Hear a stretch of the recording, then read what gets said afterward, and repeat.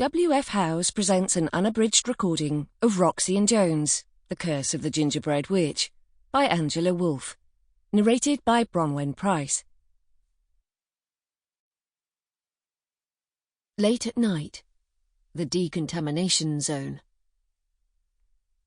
Roxy Humperdinck gripped the tiny piece of grit in her hand, as if it was a life raft thrown to her in the middle of a treacherous ocean. In her head, she was already trying out the words of the magic-blocking spell she'd learned only 3 days ago from Frankie, her friend Jones's fairy godmother. "Exodus Magicam," she said to herself.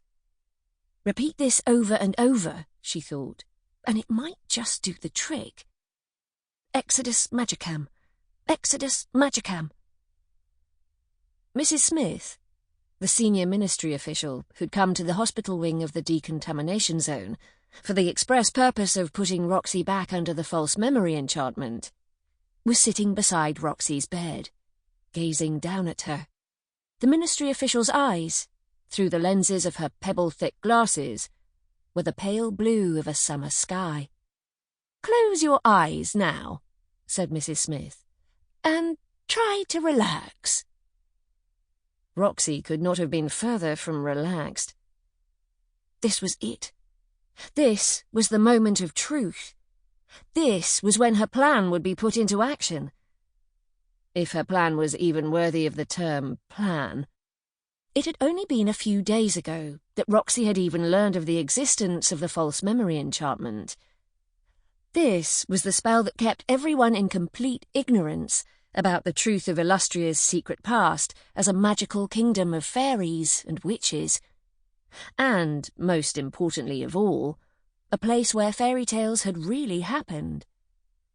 Roxy's eyes had been opened to the truth by her new friend Jones, a treasure hunter for ancient magical artifacts, with whom Roxy had been on the most incredible adventure.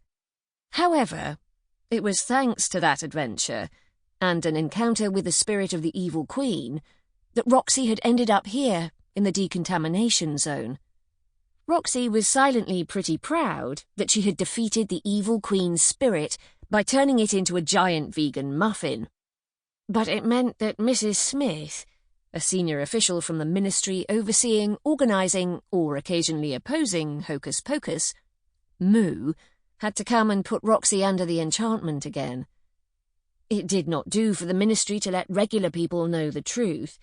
They needed Roxy to forget everything she had learned on her adventure with Jones. The magic. Sample complete. Ready to continue?